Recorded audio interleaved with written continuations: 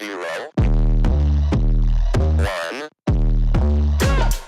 Let's get started. Hello and welcome to Beyond Top 10 Tennis. My name is Dr. Ashley Morgan Berge and I'm your host. If you're not familiar with my work or would like to learn more about it, head on over to AM8 International, the first tennis lab of its kind worldwide that is centered on delivering top 10 tennis rankings and is 100% backed by science. I'm the author of 14 books behind multiple theories and have been an elite coach for over 20 years and work with athletes around the world, Europe, United States through Australia. I'm also the world's leading authority in this space with my research, coupled with my extensive coaching background, being responsible for landmark findings to deliver the next generation of player. With new foundations this season shared in my two latest releases, my tennis black book, Federer, Nadal, Serena, Djokovic, and my brand new release, my tennis workbook.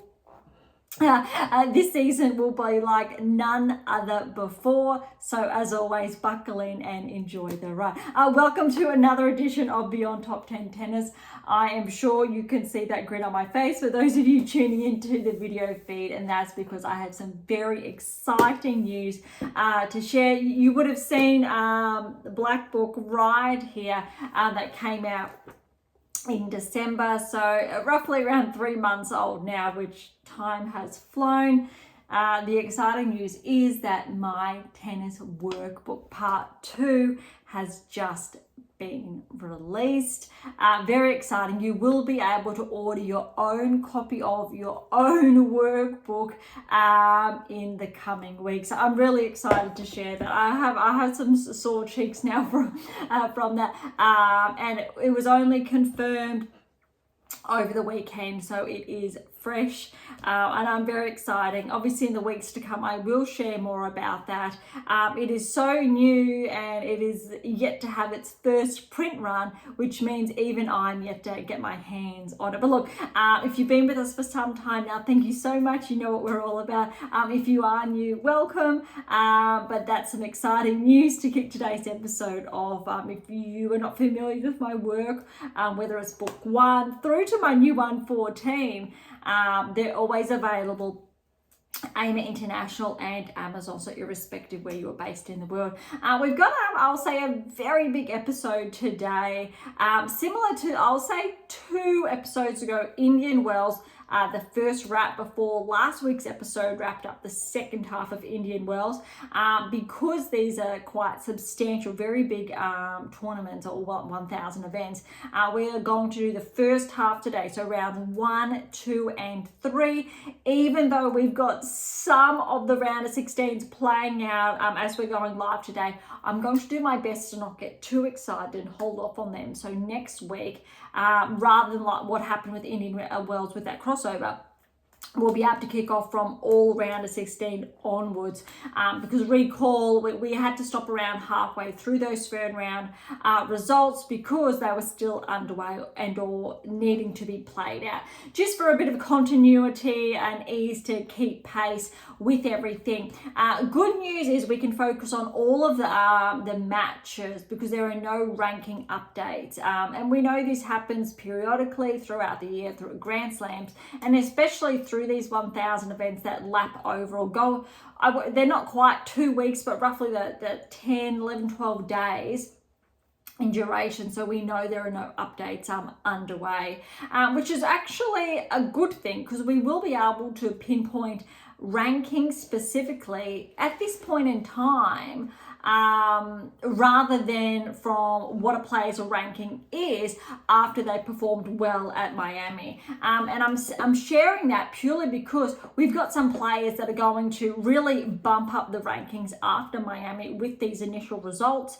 But I don't want to spoil it, so we will get into it. And we might review rankings at the very end, but please keep in mind that these are live rankings from last week. They are not updated until next week, so they are not taking into account the results from Miami. However, they do reflect the results from Indian Wells. We also have on the WTA Tour some smaller events underway. We've got one that closed off a couple of days ago, so we will look at the finalists there. We don't really have, there are no other, I will say, concurrent events on the ATP Tour. So as always, look, WTA Tour's here, ATP Tour's over there. Let's dive in. For a change of pace for today's episode, all of the seeded players that have a bye first round, I'm going to skip over them. So if you do not have the draw in front of you, or as we're going through it, I'll say together, just keep that in mind. So the best seed, so I think is the top 29, 30 seeds ish at Miami, already getting carried away. We will skip over them because they do obviously have those by Sabalenka, for example, by first round, Swiatek by first round.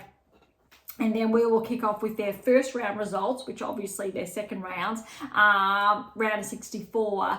Also keep in mind, we have a lot of matches to go through. We've got 128 matches because we are doing WTA and ATP plus 64 matches because again, even though we're recognizing they're the players, so there's 32 matches, since we're doing both tours, that is 64 matches plus 32. I'll let you do the math. That's over 200 matches we are going to go through today. So again, I said at the very beginning, we need to buckle in and we will go through some key correlations as well. But before we dive into it, for your black book this week, you should be up to week 4 of block 3, since we're in the final week of March, which is very exciting. You should be tracking back, if you haven't yet already done so, to episode 14. And you've got here your levels 1, 2, and 3. So there's a specific chapters you should be tuning into as well. There's no topic this week. You would have read that last week. You can dive into this chart work. And this chart work now is easily accessible, so more readily available to fill in your workbook. So hopefully you've got those initial notes down here. You can start transferring the bigger notes into your workbook. I'm looking forward to diving into it as well. I think I'm going to scribble down in it as we go along and have a lot of fun with you guys to see how versatile it really is. And it's the first type I've actually designed in this way. So I'm even looking forward to getting my hands on this new release. Very exciting.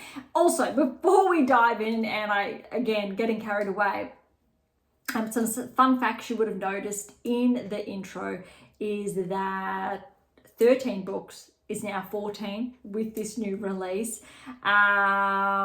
Very exciting is that it's that time of year where I will be an extra year older and I did want to get it out before that date.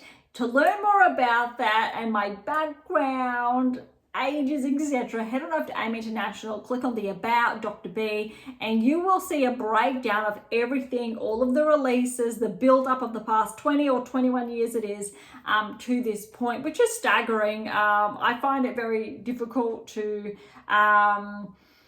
reflect on, ascertain that it has been so long. It has been a bit of a roller coaster from that perspective, but for continuity, all the books that have been released along the way, specifically in the last 9 years they've been released now, not 10 quite, but the 9 years, that's a lot of work that has gone on behind the scenes.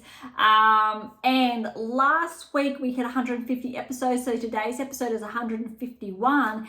And Beyond Top 10 Tennis is not yet 2 years old. I think we reached that 2-year mark around May this year. So that's a lot.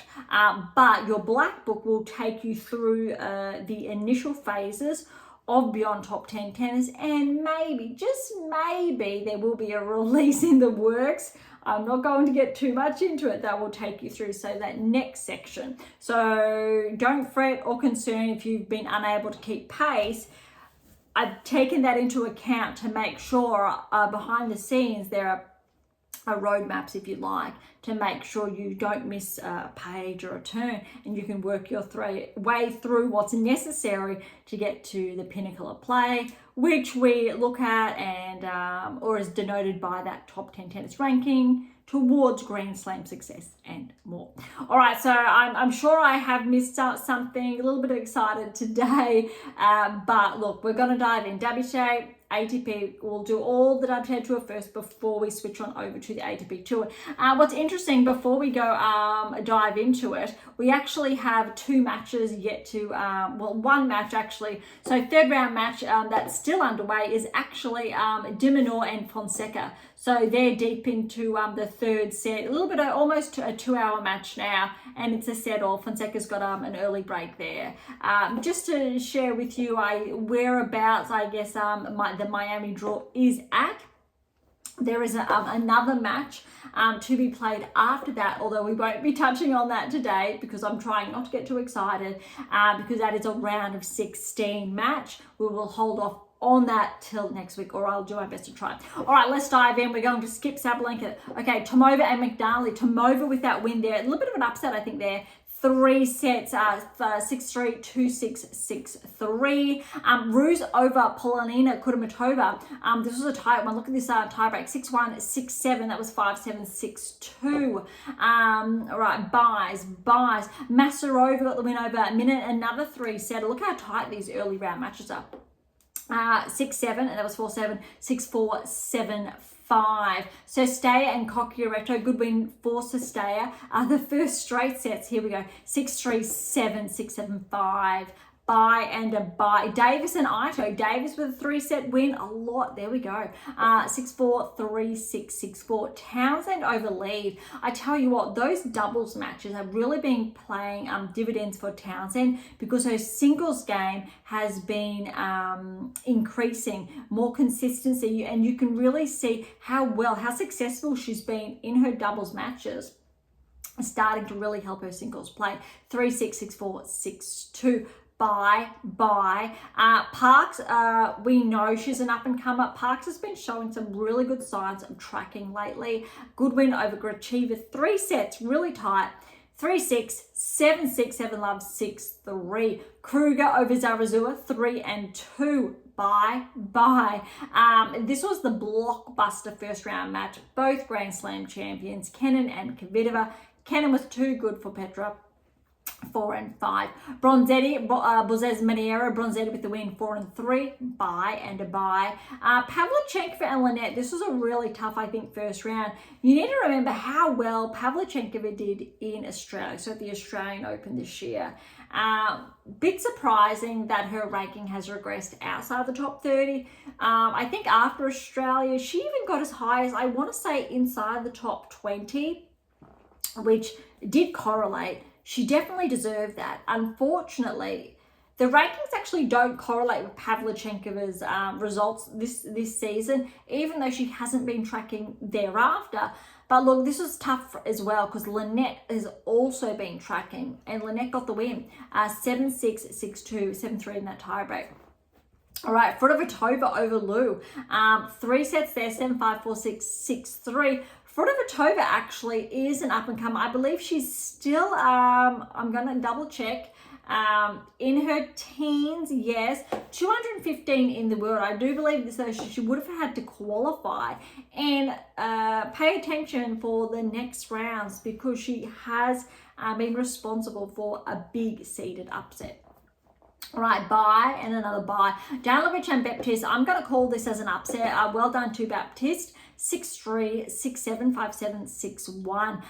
Osaka Stradobaceva, very good match. Well done, I'm going to say, to Stradobaceva, pushing Naomi to 3, but well done to Osaka to get through that. This was neck and neck. Rankings aside, obviously it should have been Osaka in straight sets, but we know Osaka hasn't been at the level I think that she would like to be at.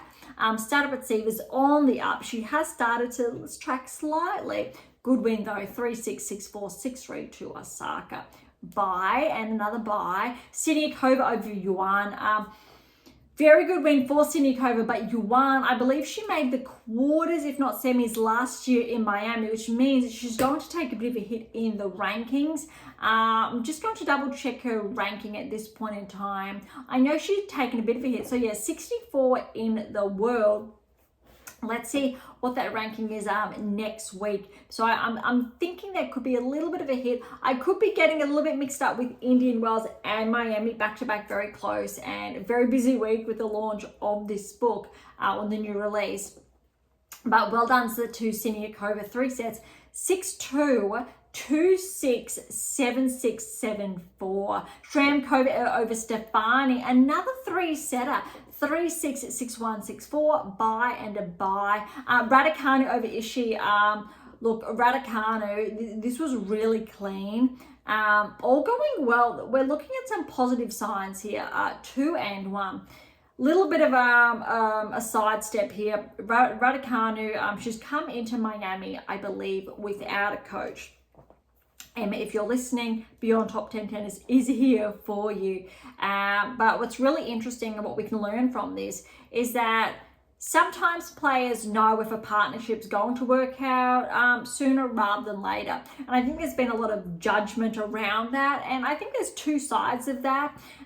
But in all fairness, a player will know if a coach is right for them, if they're responsive in different ways, not just from a technical perspective or traditional coaching input perspective, but the ways of working, for example, if they're corresponding. It's almost like, for lack of better wording, in a lot of my research books, there's a term, and it's very popular, the coach-athlete relationship, which looks at the dynamic between the coach and the player and how they're forging that professional relationship to enhance, obviously, the player's performance. You can look at it like, again, like a better wording, for a player or anyone going on a first date or a second or a third. You know at the very beginning if that partnership's going to work, or maybe it's just not right. And it's oftentimes whether it's the personalities just don't gel or other factors, and that's completely okay. Of course, it's better to find out sooner rather than later. That said, before I think a player and a coach agree to a partnership, there should be a number of sit downs to get to know one another.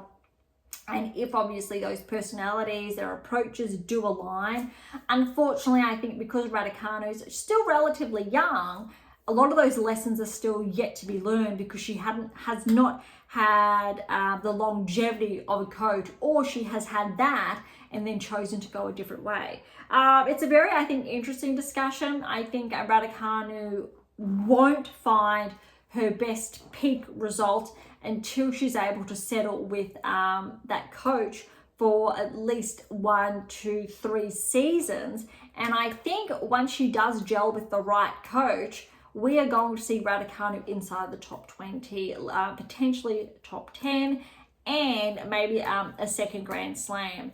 Raducanu, I mean, it really does have, I think, that capacity, but needs to find that right relationship, that dynamic that works for her.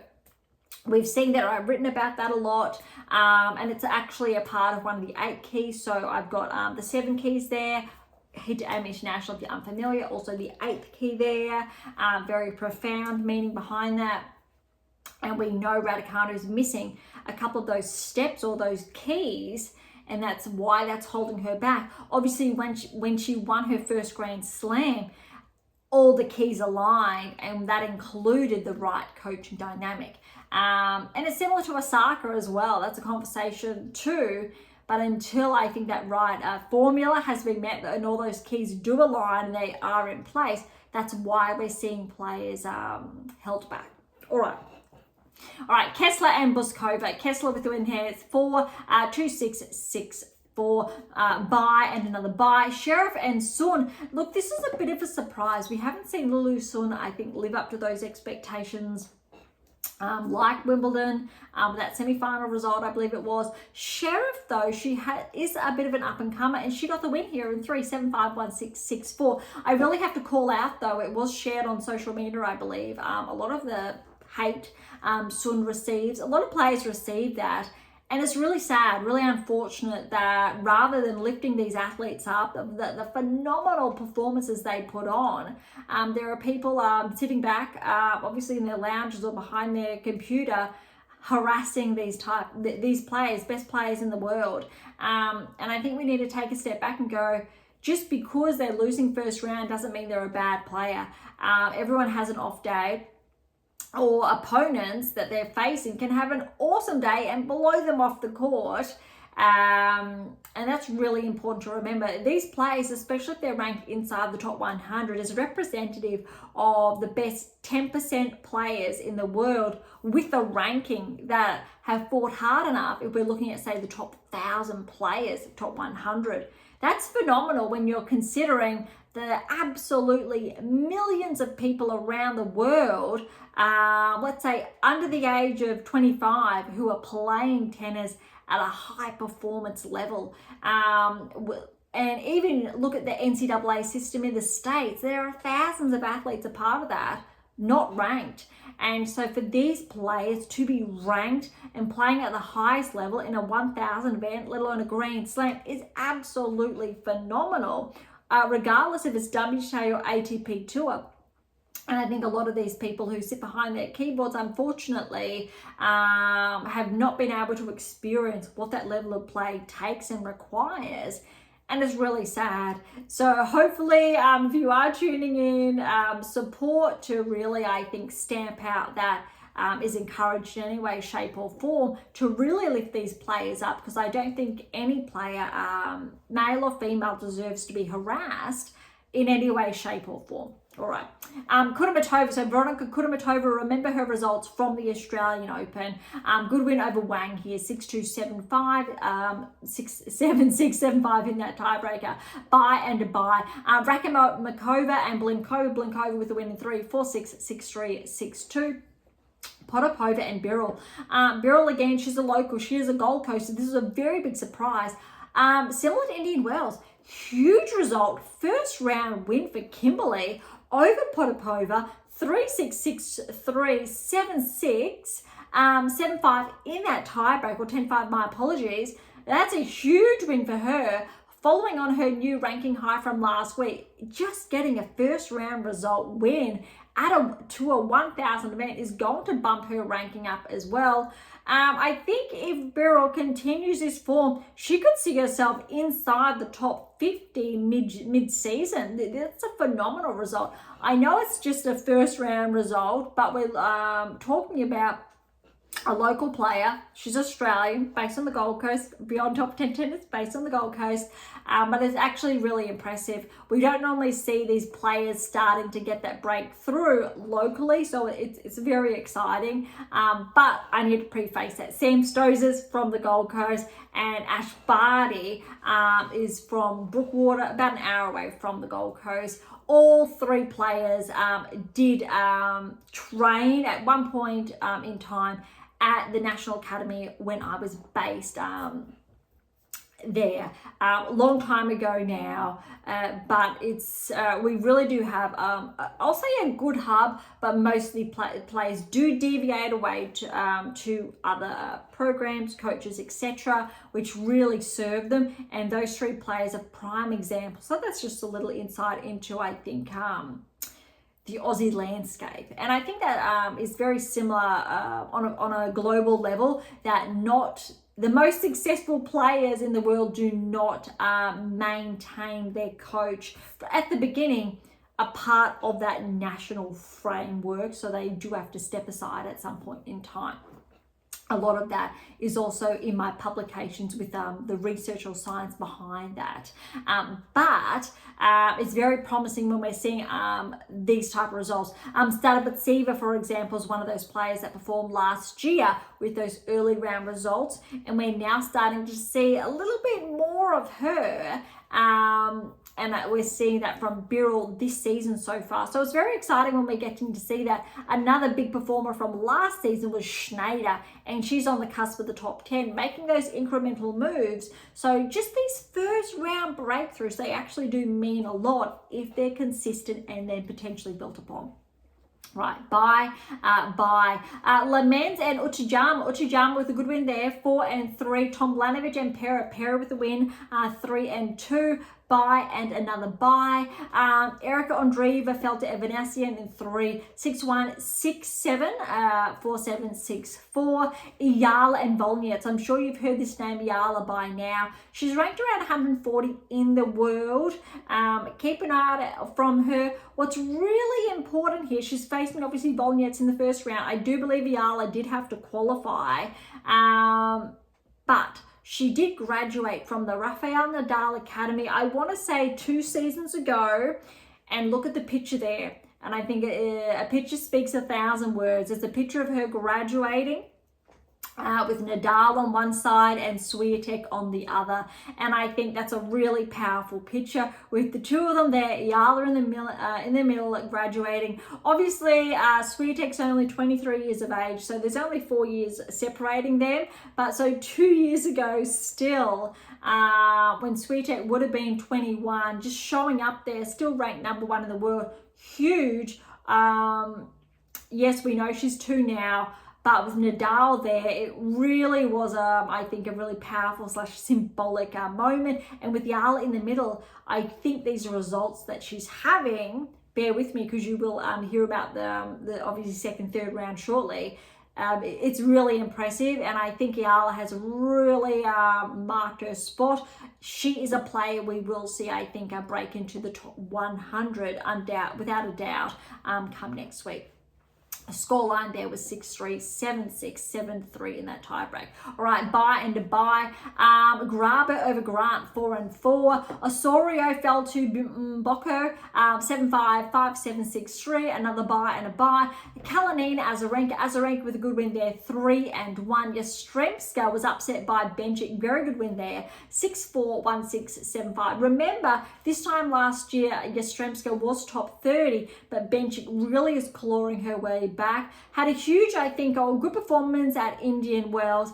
We're not going to see probably the same results here in Miami, but she's still tracking to get inside, I believe, the top 30, potentially to be seated at the French if she continues this way. Bye and a bye. Stearns has upset Bulter. That's a really big, I think, upset because Katie was inside the top 30 beginning of the season. But look, Peyton really has been showing up, and she's definitely a contender to finish the season ranked inside the top 30. 4 and 2 to Peyton. Garcia over Bonda. Good win for Garcia. 6-love, 7-5 in the tiebreak, 7-6 there, and another bye at the bottom. All right, round 2, here we come, or the 64. So we've got all the seeds in action. Sabalenka Tomova. Sabalenka, she hit the ground running, 6-3, 6-love. Fretch over Ruse. Nope, my apologies. Fretch is the first seed to be upset that we're seeing. Well done to Ruse. 4 and 4 with the win there. Vekic Masarova, big upset there. Vekic down by Masarova. Look, Vekic had some really good results at Indian Wells, and we talk about, especially in your black book, around planning those periodizations, those peaks. So being able to maintain those peak performances, or you're going to have that sharp drop if it's not managed. And it's an art. There's an art to it. It's a part of obviously the 8 keys in there in integrated, and that's why they're so important to maintain your hold, not just inside the top 10 but the 8%. And this is why we see players, they peak, then they regress, they peak and they regress, because they haven't been able to really hold on to that that peak performance baseline. We know Sabalenka and Swiatek can do that relatively consistently throughout the year, obviously with some margins to error, but we need more of that from these players.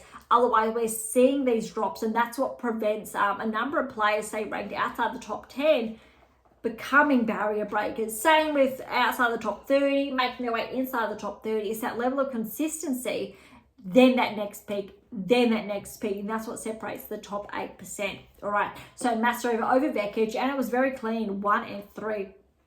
Collins off to a good start over Sestay. Remember, defending champion, 6-4, 7-6, 7-3 there. A lot of points on the line at Miami for Collins.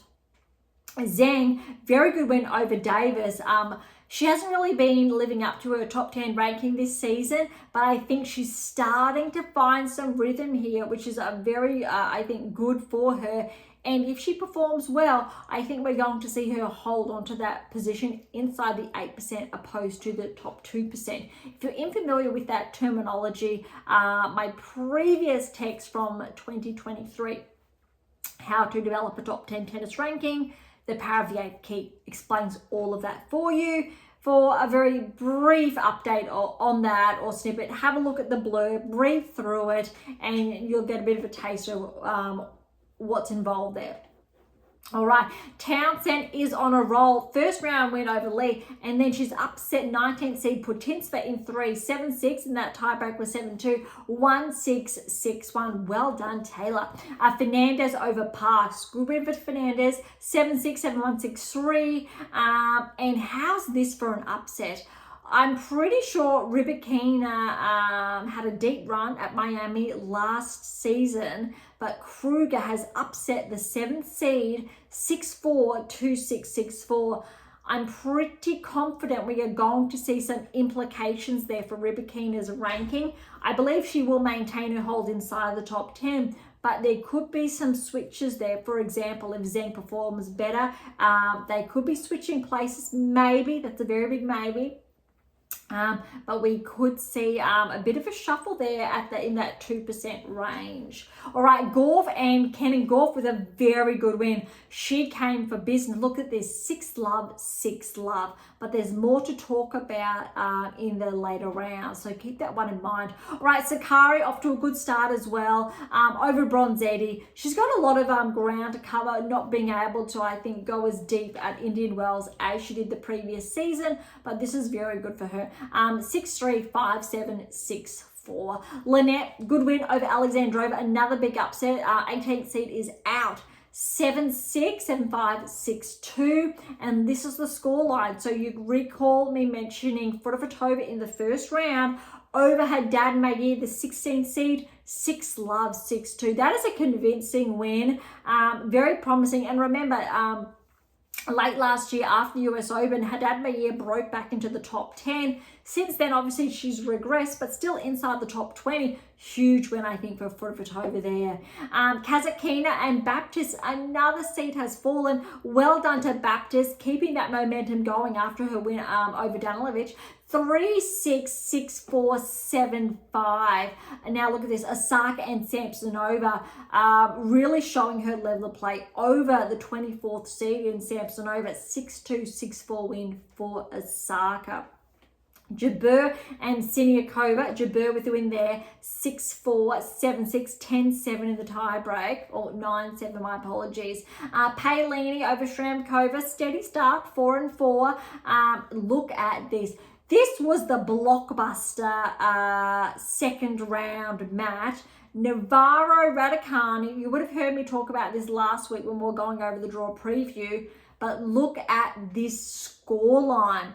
7-6 to Raducanu, 8-6 in the tiebreak, 2-6 there. So Navarro, very, I'll say solid second set. Third set, 7-6 to Raducanu, tiebreak, 10-3. How close is that?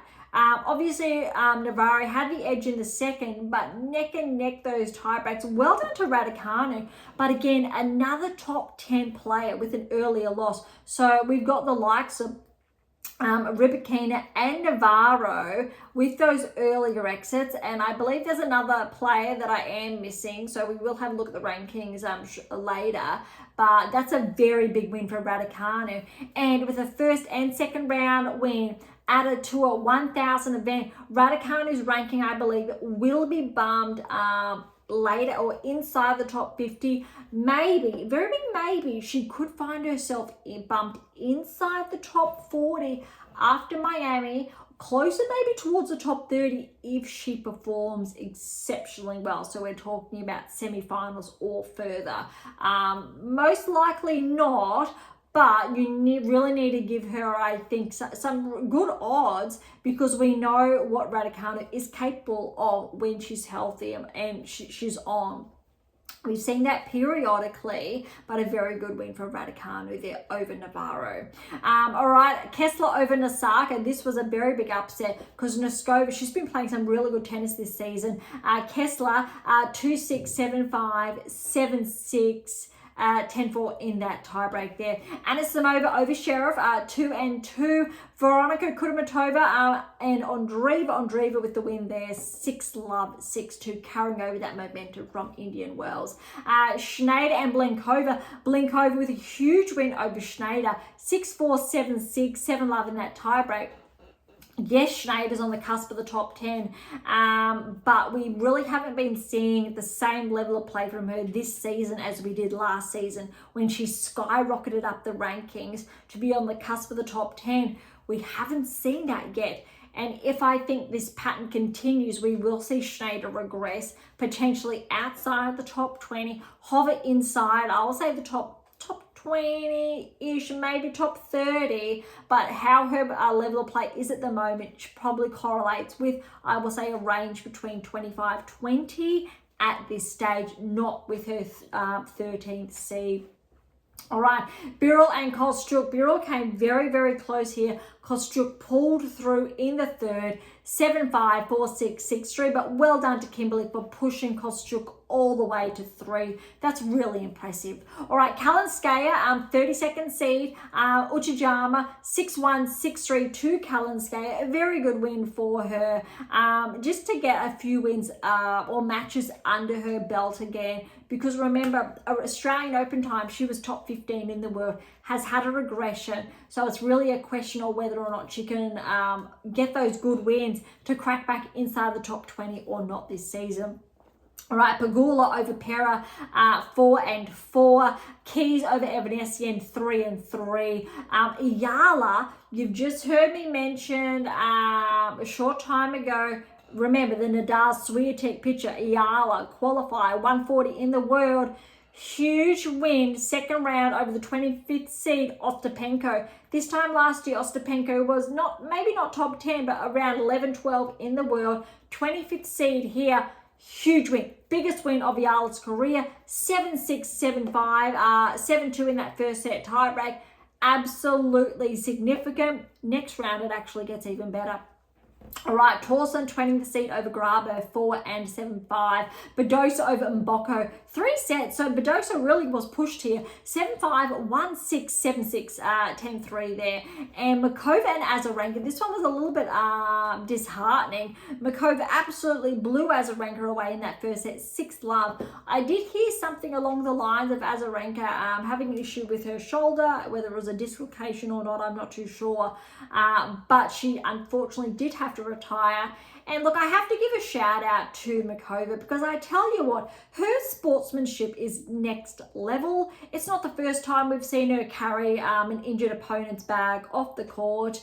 I love it, absolutely love it, especially when I'm seeing women lifting up other women. The same with men lifting up other men in the best possible way, best sportsmanship. Huge fan of it.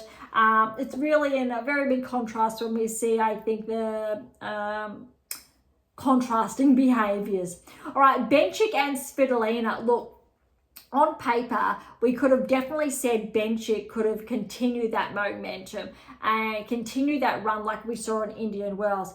But again, Svitolina, when we saw how well she also played at Indian Wells, how well she's been playing.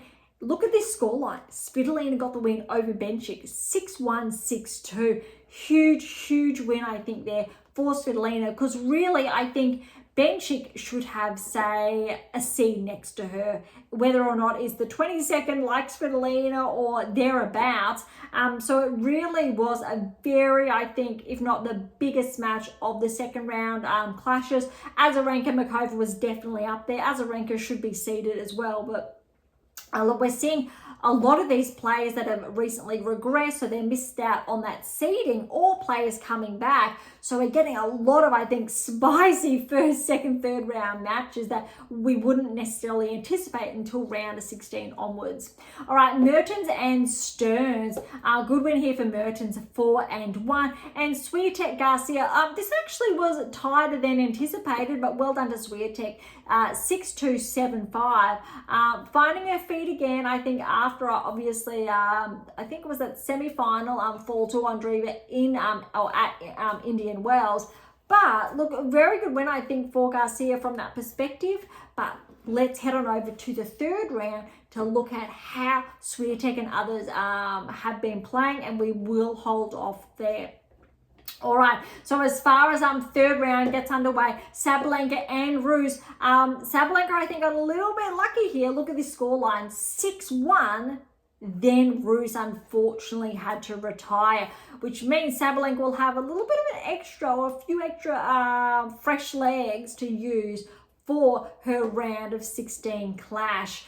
Collins over Masarova, 6-4, 3-6, 6-3. Really good result for Collins, especially when she's looking at defending her title. Zheng and Townsend, really good performance again from Zheng. So we are seeing the seeds really pull through come the third round. 6-1, 7-6, 7-3 in that tiebreak.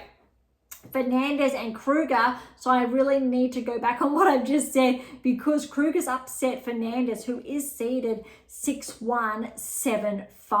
Gauff and Sakari, look, Gauff, she really blew Kenin away in the second round, but Sakari, she did push Gauff to an extent, but Gauff still was too good there. 6-2, 6-4. I'm not too sure as far as ranking implications for Sakari and Miami, but there may be a little bit there. Obviously, I don't believe Sakari correlates with, say, a ranking around 50. Does correlate with a ranking, I'll say, inside the top 35. So that we are seeing a few ranking skews at this point in time. But similar to last season, they will, I will say, correct themselves in the later end of the season.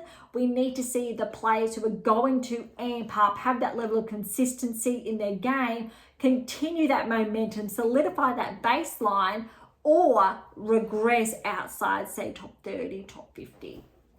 All right, Lynette and Fedotova. So Lynette has upset the teenager here. Not necessarily upset because Lynette was favoured, but a good win here. 7-5, 6-4. Fedotova, I do believe we will see her advance in the rankings next week. So she's also ranked similarly to Ayala, teenager as well, so 215. So really interesting to see two teenagers in Miami, similar age, similar ranking range. I do believe Ayala is actually ahead of Fedotova, so my apologies there. But Fedotova, I think after Miami, I won't say she will be ranked inside the top 100, but Fedotova should crack into probably the top 150, 120.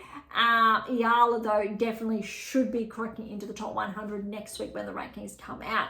All right, Baptiste and Osaka. Osaka, a really another tight round. We know she had a more easier match, I'll say, second round compared to her first round encounter, but this one was really tight as well over Baptiste. 7-6. 8-6 in the tiebreak, 3-6, 6-4, huge. But you know what? These 2-3 setters and that straight sets, I think is really good for Osaka to get those matches. She's got 3 solid matches under her belt, and I think she's got a better platform to go off in the weeks ahead. Something that she hasn't had, I think, so far this season. Or, yes, she did in Auckland, but she's struggled to have that since then. All right, Paolini and Jabeur. How's this for the scoreline? Paolini was up 4-3, so a break there over Jabeur. Or potentially it was on serve. But unfortunately, Jabeur did have to retire. Hopefully Jabeur has a swift recovery because she's been playing some really good tennis this season.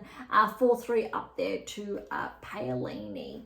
Raducanu and Kessler, another player retiring. So Raducanu got that first set 6-1, was up 3-love, and unfortunately Kessler did have to retire. She really did have 2 back-to-back 3-setters, which were brutal. But well done to Raducanu progressing through. We will have a peek shortly. What's ahead? All right, Anisimova, Andreeva. This was tight. Unfortunately, I do believe Anisimova had some blisters on her fingers that needed to be taped, and it was actually mid-set. I'm not too sure if it was in the 2nd or 3rd set, but check out this scoreline. 7-6, 2-6, 7-3. First set tiebreak, 7-5.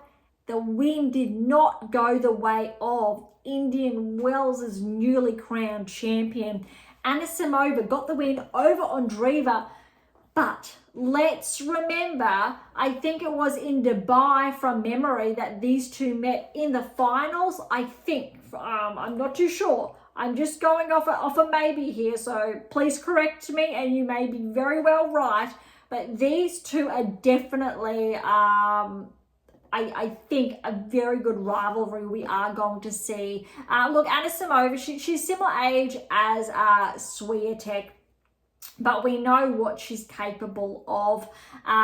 So there is obviously a little bit of an age difference, but still they're both very young. Obviously Andreeva is young. Like when Golf was coming through and playing, players 5, 6 years younger, but they were still incredibly young, all under, say, 23, 25 years of age. But this is a very good win for Anisimova. But in all fairness, that was a very tight scoreline. Andreeva still played some really good tennis, and she's just had a huge, I will say, fortnight as well. So I think Andreeva needs to take some really good positives from that, but a really good match nonetheless from Anisimova. All right, Kostyuk and Blinkova. Well done to Kostyuk. A more, I will say, clean match, correlating with her ranking there, 2-1. Kalinskaya and Pegula. This was tight. Look, Kalinskaya really did push Pegula, but I really need to give credit to Pegula because she's been showing up this season, something we really did not see last season until obviously her finalist result at the US. But she is starting to correlate with her ranking, something we did not see at this point in time last season. And Kalinskaya, all credit to her, pushing not just a top 10 player, a top 5 player all the way. In all fairness, Pegula probably should be ranked inside that 2% range or just at the cusp of the 8%, but she has been performing lately, which is showing that she very well may look at correlating with her ranking in the near future. Kalinskaya, though, very good performance nonetheless. The scoreline, look at this, 6-7, 3-7 tiebreak. There you go to Kalinskaya. 6-2, so second set to Pegula, and then third set went to Pegula's way. Another tiebreak, 7-6, 10-2. How close is that? That is very, very close. Well done to Pegula, I guess, for just really finding that edge. But also well done to Kalinskaya. That's a lot of positives to take. I think some of the best tennis potentially she's played so far this season, with obviously her setbacks that she's had. All right, you did hear me mention this to keep an eye out. Keys and Ayala. So you heard me mention Ayala again. She's Filipino, 19 years of age, graduated from the Nadal Academy. Picture with Nadal, Swiatek 2 years ago, on the rise, 140 in the world. And look at this. She upset Ostapenko in the second round. I love this. And Ayala has now upset Keys in the third round, 6-4, 6-2. That's huge. That is absolutely huge, sensational. It's really important to note, though, we have some up-and-coming players, which is really exciting. In my series, the What Is Your Game Missing series, so what is your game missing? What is your game missing now? What is your game missing to win? Also the 7 keys. So you can't see, there's a big picture on the wall over there. So in early episodes, you would have the 7 keys to optimize your life, using tennis to develop behaviors that deliver optimal performances in play and in life. It's one of those white books back there in the corner. What's important is that the series and that book especially looked at the best players in the world, and we were able to pinpoint what players were going to become a top 10 player, let alone win a Grand Slam or win another Grand Slam. But the releases that have happened since then have needed to catch up on other aspects of the game, not just that. Which means because I've had to catch up, even out, to allow you to a complete roadmap to follow towards the top 10, Grand Slam success, etc., these newer players have not been tracked as closely as, say, other players. And that is something that I want to do in the works. It will come in time, but there's just been so much that I've needed to get done to help you, so the players out there, coaches, parents, to track towards the top 10, to build out that complete picture, that complete roadmap for you. And so my tennis workbook that's literally just out now really comes full circle with that. There's obviously more in the works later down the track, which will look at that and these players, but it's really exciting to have, I think, these key metrics to better understand certain players and key progressions and or regressions. All right, Towson and Badosa, very good win for Badosa here over Towson, because remember, it was only 1, 2, 3 weeks ago-ish, Towson did get that win over Sabalenka. Look at this, 6-3, 7-6, so very close, that tiebreak there, 7-3. Makova Svitolina. Keeping in mind, Makova is the highest seeded player. Svitolina got through in 3. Svitolina, my apologies, 6-2. 3-6, 6-2, really good win there. And then we've got Swiatek and Mertens. Look, well done to Mertens, really pushing Swiatek in that first set. 7-6, 7-2 in that tiebreak to Swiatek. Then Swiatek ran away with it 6-1 in that second. And just on that one, I really want to call out or bring attention to, unfortunately, Swiatek was having a practice at Miami and was harassed from the sideline from someone, a male, who thought it was appropriate to show up and harass one of the best players in the world, let alone a 23-year-old young woman. And that is just very disturbing. So I know in today's episode we've called out some really poor / ill behavior. And for those of you who called it out, thank you so much, because it's one thing to harass a 23-year-old woman who's doing nothing other than working and working on their craft as well, let alone an athlete who's number 2 in the world, who has achieved remarkable, I think, successes. And what I read is true. Unfortunately, they were attacking her personal life, which is, again, really inappropriate and sad. So again, if you are in Miami or you're around there, thank you so much for calling it out if you have been. And I hope each and every one of you continue, so we can really protect, I think, the players and the sport that we've grown to love. All right, that does cap off all third round results. And so as promised, I'm not going to dive into the round of 16 because we still have, obviously, the ATP tours. They've only just finalized their third round results. And so their round of 16 will kick off tomorrow. But what I will do, I'm not going to share the results of the round of 16. I'm going to share who's playing who. All right, so these are all, well, most of them are very, very big blockbusters. All right, ready? Round of 16, we'll have Sabalenka against Collins.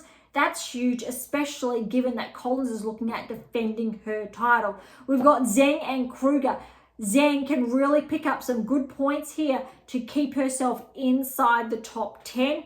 If not, she's more susceptible of regressing mid-season. Gauff and Lynette, very tight.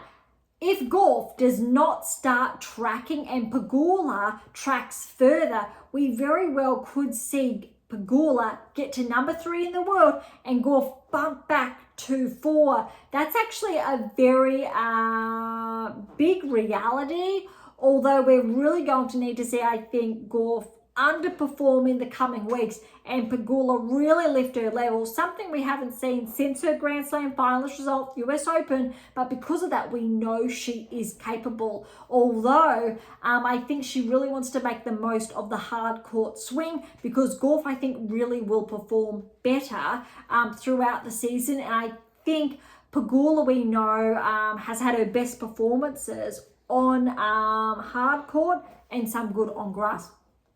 Then we've got Osaka and Paolini. That's huge. That could be a final if Osaka obviously was seeded. That's a huge blockbuster round of 16 encounter.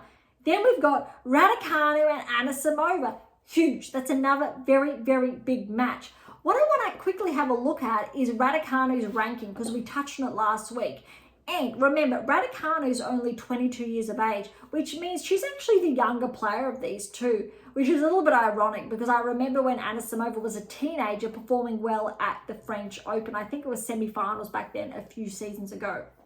But that is another very, very big blockbuster. Then we've got Kostyuk and Pegula. I think that's really big. I think last season Kostyuk made around hereabouts or quarters at Miami. But another very, very big blockbuster. Then we got Ayala and Badosa. We don't know what's going to happen there. That's big. Obviously, Badosa is favoured there, but Ayala has knocked out a top 30 seed and a top 5 seed, which means it's going to be really interesting. All right, and then we have Svitolina and Swiatek. That is going to be huge. I can't call it. Obviously, Swiatek on paper, but Svitolina is playing some really, really good tennis lately. Remember, she made the semi-finals again at Wimbledon last season. We know what she's capable of. She can go deep. I want to say she made the quarters or semis of the Australian Open. I'll stick with quarters to be safe. So Svitolina, she's still there. She is still in it. And I think this that could really, potentially, Swiatek could be pushed to 3. But it's going to be very, very interesting. All right, that is the WTA Tour at Miami. And because I got so carried away, I'm not going to have a look at rankings per se, but I'm going to quickly have a look at the top 10-ish rankings. So looking at Gauff and Pegula, look at this. If Pegula wins Miami, she will get to 3 in the world. Odds that Pegula wins Miami, probably not so much in her favor, but never say never. Keys, I'm not too sure the point she needs to defend, but it looks like Pegula is going to hold that ranking. Maybe she will, but I tell you what, Pegula is going to edge closer to Gauff, I think, in the rankings.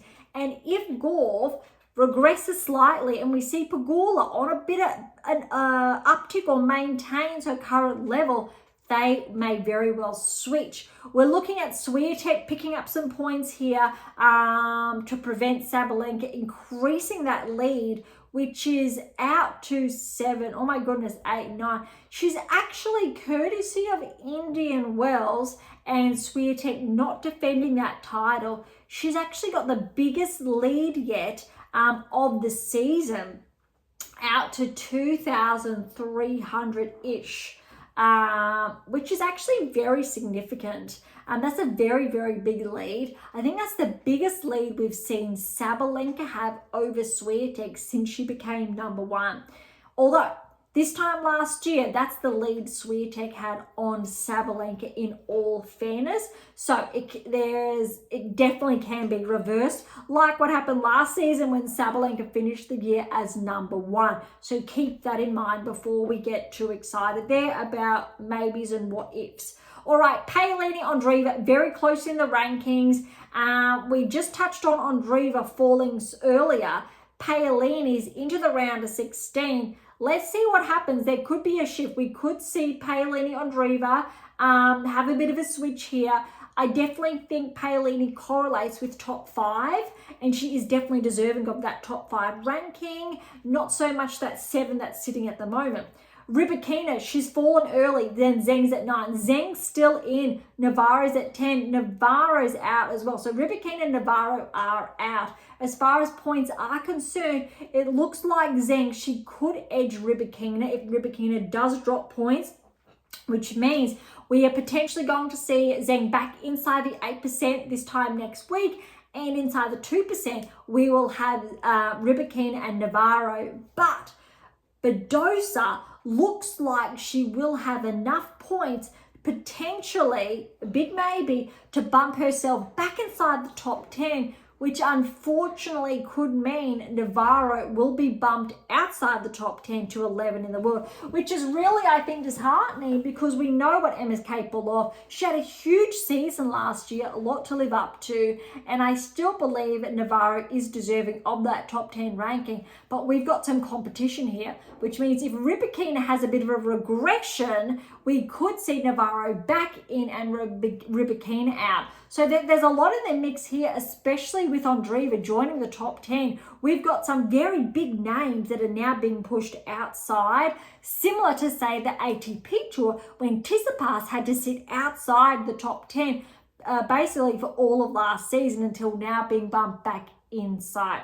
All right, that is WTA Tour done and dusted. We have the ATP Tour now, and there's a lot. There are a couple of events underway on the WTA Tour, but because time isn't on our side today, we will look at them next week potentially. Very quickly, the event in Turkey wrapped up on the WTA Tour. We did have Todoni, the 6th seed, and Romero Gormaz make the finals, and Todoni won the title, their 6th seed, 3-2. For perspective, however, Todoni is ranked 100 in the world, only 20 years of age, and that will be her first career title. All right, the other events we will look at next week, but that is a big one. So it is the Megasaray Open in Turkey. Well done to Todoni. Yes, getting very carried away because it is jam-packed. Again, over 200 matches. And I think we've got almost at the halfway mark, where we are around that 100 plus matches we've just dived into. All right, WTA Tour done and dusted until next week. Let's have a look now onto Miami again for the ATP Tour. Unlike the Women's Tour, I'm going to skip over the players that are the seeded, the top 32 players with the buys, so we can dive then into the seeded players in the second round. All right, Zverev starts at number 1, so bye. All right, Fernley qualified over Bonzi, 7-6. 8-6 in that tiebreak there, 2-6, 6-4. Thompson, very good win over Garon because Garon has been tracking 3-6, 6-4, 7-5.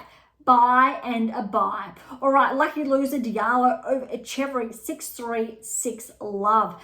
Davidovich Fokina, he was only a runner-up the other week. Good first round win over Struff, 7-6, 7-3, 6-3. All right, bye and a bye.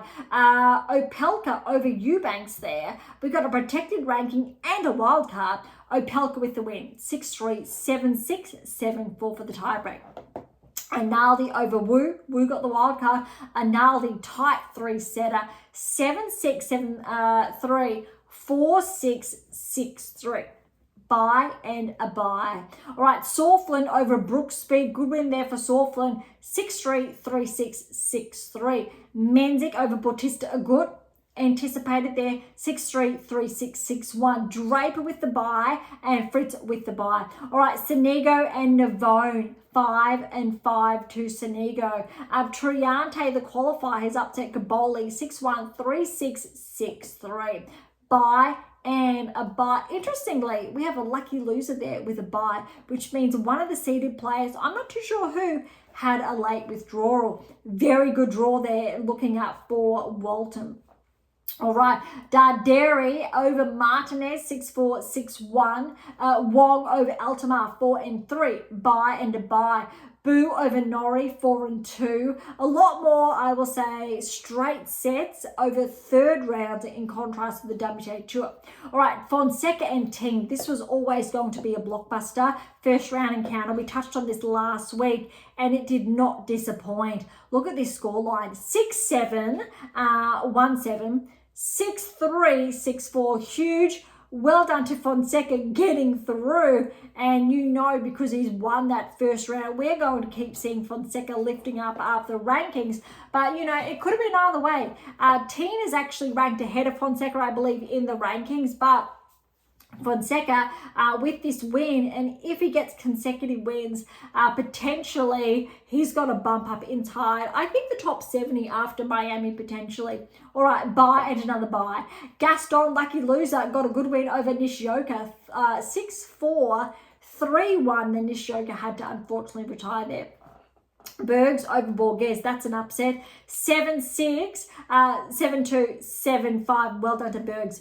A bye and a bye. All right, Muna over Rinderknech, 6-3, 7-6, 7-5 there. Monfils over Morazan, 6-3, 3-6, 6-3. Bye and a bye. We've got Spiritzi with the wild card over Harris, the qualifier, 7-6, 7-2, 3-6, 6-2. Sang the qualifier over Bellucci, 7-6, 7-5, 6-2. Bye and a bye. Howells over Sayboth Wild. I'll call that a bit of an upset there, 3-4. School Kate over Quinn, a qualifier and a qualifier. Love and 2. Well done, School Kate. Bye and a bye. Ugo Carabelli, lucky loser there over Holt, another qualifier.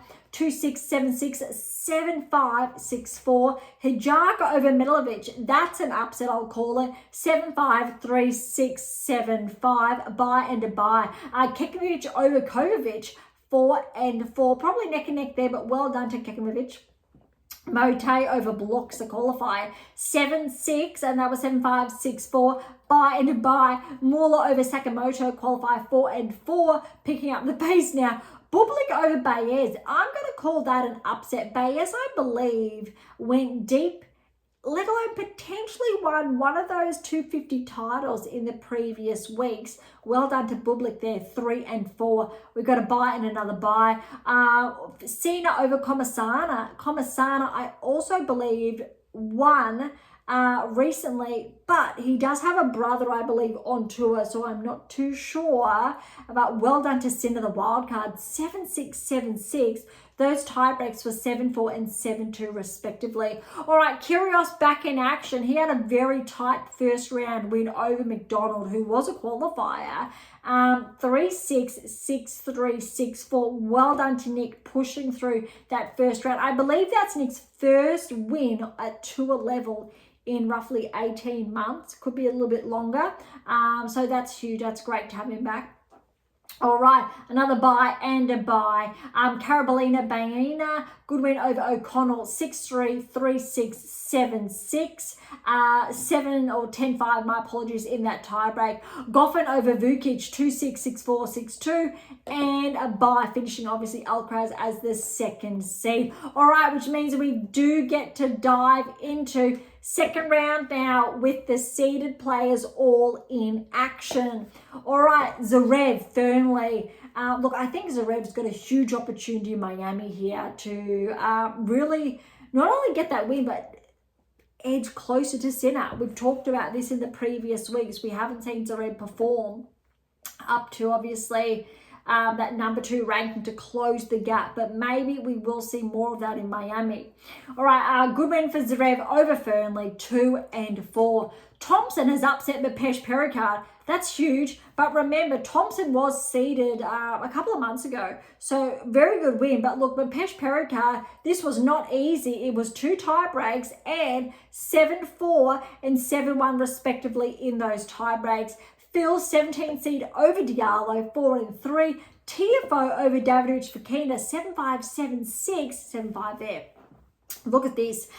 Rune, finalist at Indian Wells. He's gone down in the second round of Miami to Opelka, 4-6, 6-3, 7-6, 10-5 there. Macaque over Analdi, 6-2, 1-6, 6-3. Poprin's been upset by Sorflin, 7-6, 4-7, 6-3, 7-5. Menzik has upset the defending, well, no, not the defending, but the newly crowned Indian Wells champion in Draper, fallen at his first match back, so similar to Rune there, 7-6, 7-6, 7-2, 7-3 in those tie breaks respectively. Wow. But to put into perspective, I do believe all semi-finalists of Indian Wells, and I know we haven't touched on all of them yet, have fallen in Miami at the first hurdle. All right, Fritz over Sonego 7-6, 7-1 there, 7-2, my apologies, 6-3. Shapovalov, he is seeded. Great to see him with a seed next to his name again. Over Tarante 6-3, 6-7, 1-7, 7-6. 10-3 there. All right, Walton over Darderi, 6-4, 6-4, and Walton is that lucky loser, but remember, he did fall in place for a seed withdrawing early. All right, Wong over Shelton. That's a huge upset. And again, so remember how well Shelton was playing at Indian Wells. Wong was a wild card, is a wild card. 7-6, 7-3, 2-6, 7-6, 10-5. Big win there for Wong. De Minaur over Boo, 4-4. Fonseca has upset Humbert, the 19th seed, 4-3. Again, Fonseca is on the rise. He's really found that groove. Really showing, I think, a number of those keys in action.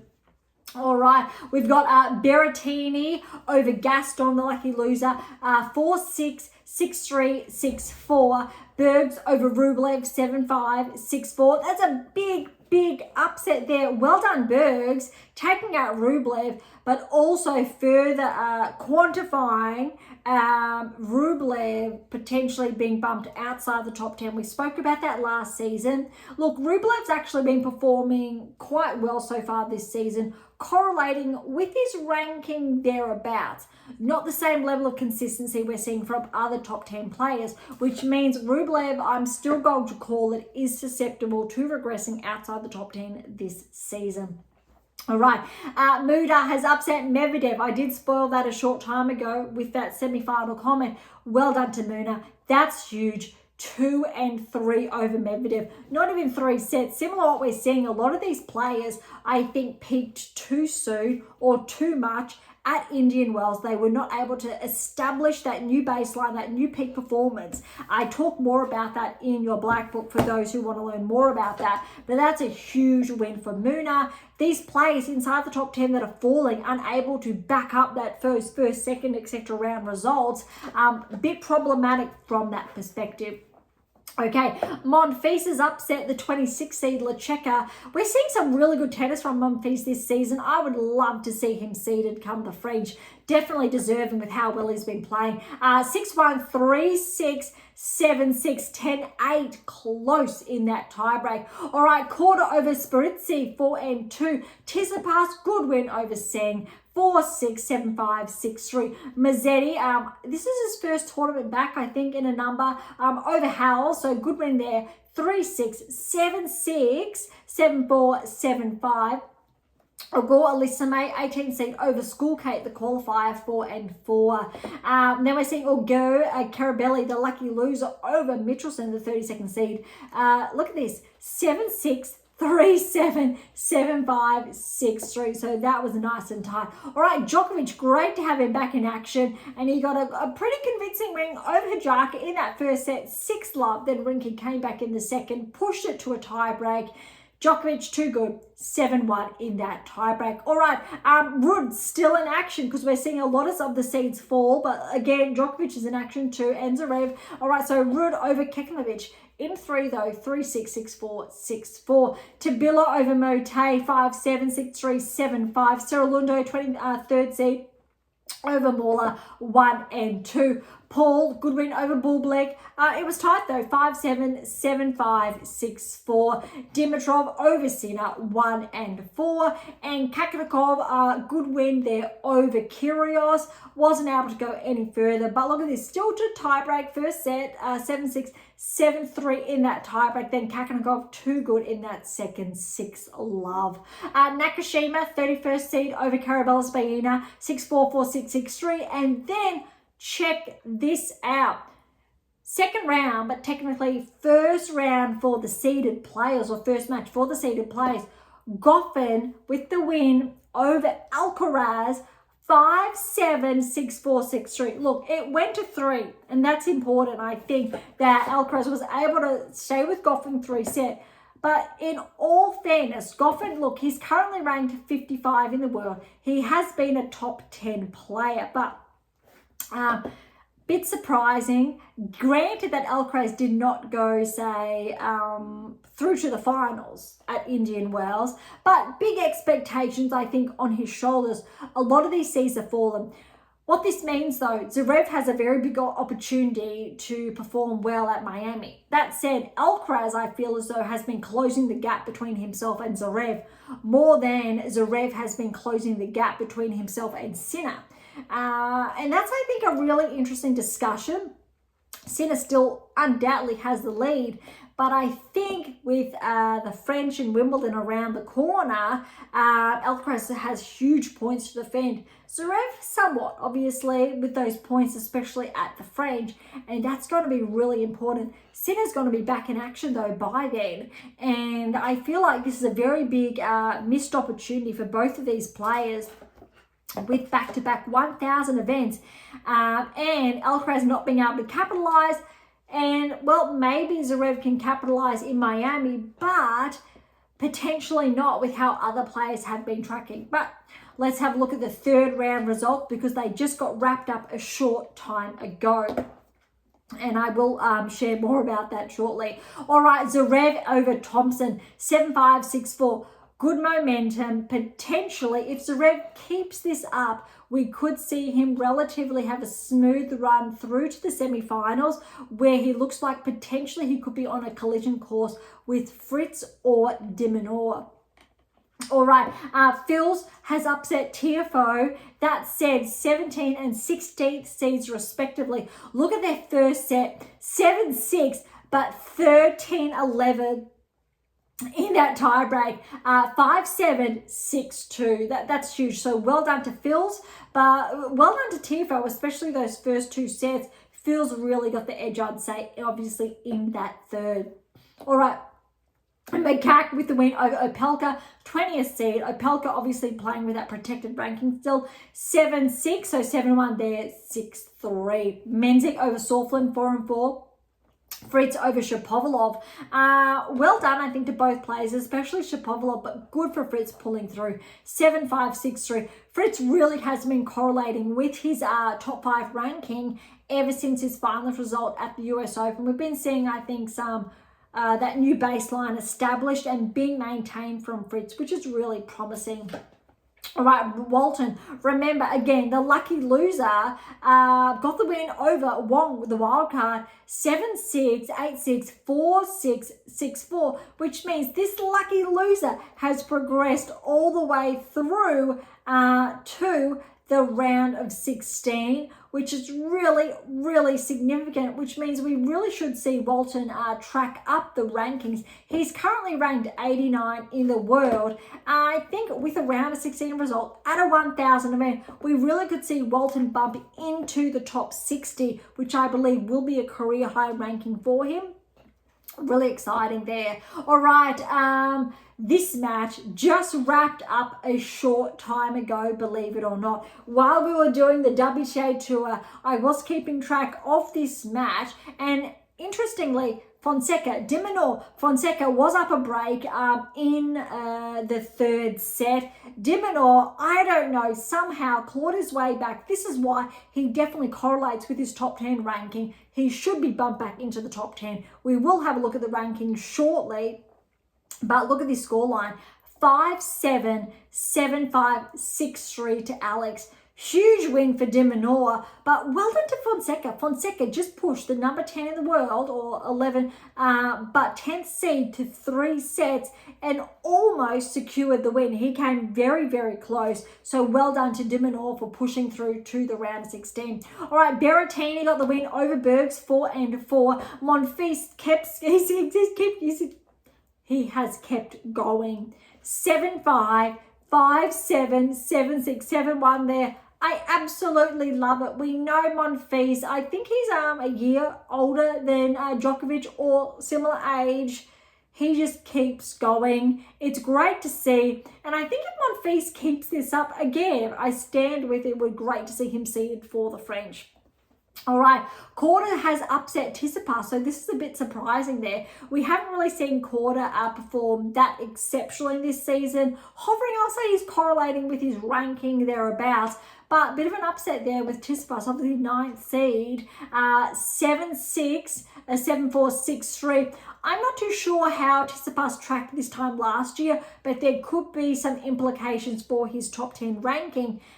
He could very well be bounced out or just hold on to that ranking come next week. All right, Mazzetti, good win over Ogor Elisame. I would have favoured Ogor Elisame for this, irrespective of obviously 18 and 15 seeds respectively. But 4-6, 6-2, 6-3, very good win. And I tell you what, that next round of 16 is going to be a blockbuster because it's a repeat, I believe, of, I'll say, round of 16 quarterfinals of the French last season, and they've met a few times since, I believe. All right, Djokovic over Ugo Carabelli, 6-1, 7-6, 7-1 in that tiebreak. I think that's relatively a clean match for Djokovic, that first set, finding a bit of that rhythm there. Obviously took his foot off the gas in that second set, but well done to Ugo Carabelli pushing Djokovic to that tiebreak. But I'm really looking forward to that round of 16 clash. All right, Rudd, good win over Tabilo, 6-4, 7-6, 7-4 there. Serra has upset Paul, so 23rd and 12th seed respectively, 6-2, 7-6. 7-4 in that tiebreak. I think because Paul has lost early and Tsitsipas as well, maybe there's not too many implications. But look at this, Dimitrov, good win over Kakanakov, 6-7, and that was 3-7, 6-4, 7-5. Maybe, very big maybe, we could see Dimitrov edging closer towards the top 10 again. He obviously was top 10 this time last season. And at the very bottom of the draw, which really has opened up, Nakashima is the only seed there since Alcaraz was taken out in the second round by Goffin. Nakashima did get the win over Goffin, 6-3, 6-7, 5-7, 6-3. Very, very good win for Nakashima there. All right, which means let's preview now the round of 16 results. No results yet. WTA Tour was played out or has been or in the works playing out as we're going live. So we are holding back to keep pace with the ATP Tour. Round of 16 results matches will kick off tomorrow. We will have Zverev and Fils. That's going to be a tough one. Still want to favour Zverev. Makak and Menzik then will face off each other. I think if Zverev holds his ground, look, Fils is going to be tough. If he pushes through there, he should be able to push through to the semi-finals, because below that, we've got Fritz and Walton, de Minaur Berrettini, which means a quarter we should see Fritz and de Minaur. The winner of that will be Zverev's first biggest challenge, I think, in the semi-finals. But Zverev could fall against Fils. Fils is playing some really good tennis. All right, then we've also got down the bottom here, Monfils and Korda, Mazzetti and Djokovic. That's huge. But I tell you what, if Djokovic gets the win over Mazzetti, he very well will be favoured to push through to the semi-finals, because bottom half of the draw, we've got Rudd and Cerrulondo, Dimitrov and Nakashima. Rudd and Dimitrov are looking at a quarterfinal clash. The winner of that most likely then will play Djokovic in the semi-finals. A very different draw than Indian Wells, and that's for sure. WTA Tours feel still similar, still potential. We've still got Swiatek, Sabalenka in the mix there. So 50% of that draw is still in, I think, play. But that is not the case for the ATP Tour, which is really, really interesting. But we will touch on rest of the round of 16 onwards next week. But let's have a look at the rankings and potential implications. All right, so Sinner, he's firm. We know he's just staying pretty steady there at number one. Look, if Zverev gets the win, he's going to edge a little bit closer.